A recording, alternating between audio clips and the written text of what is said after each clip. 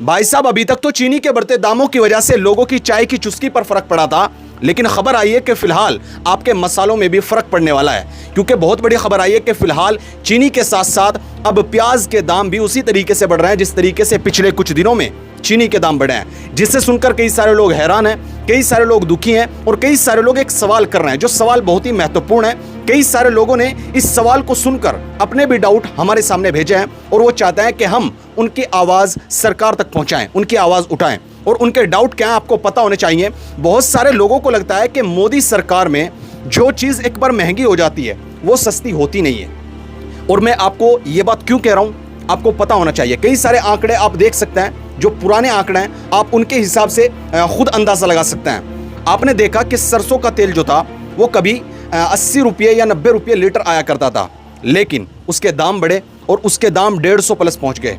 आपको पता होगा कि फिलहाल कई जगह पर अभी भी 200 रुपये लीटर सरसों का तेल बेचा जा रहा है, जिस कारण काफी सारे लोग परेशान हैं। देखो, ये छोटे छोटे मुद्दे हैं, लेकिन जमीन से जुड़े हुए मुद्दे अगर कोई हैं तो वो यही है, जिसके कारण आम जनता परेशान होती है। और आपने देखा होगा कि मोदी सरकार आने से पहले देश में जो सिलेंडर की कीमत थी वो लगभग 400 रुपये थी, लेकिन वो बढ़कर कितनी हो गई 1100 से 1200 रुपये। लेकिन अब यहाँ पर एक सवाल और है, कई सारे लोग ये कहते हैं कि भाई सरकार दाम घटाती भी तो रहती है, अगर बढ़ाती है तो घटाती भी है। तो भाई अब सवाल ये है कि घटाती कितना है। आप खुद देखिए, जो चीज़ कभी 400 की आया करती थी, अगर सरकार उसे 1100 की देना शुरू कर दे और आगे चलकर उसे 200 रुपये घटाकर देने लगे या 900 या 800 रुपये में आपको देने लगे, तो आप क्या कहेंगे? क्या सरकार ने उसे सस्ती कर दी? नहीं, वो महंगी ही है, जिस कारण कई सारे लोग परेशान हैं। आपने देखा, ये सिलेंडर की बात थी।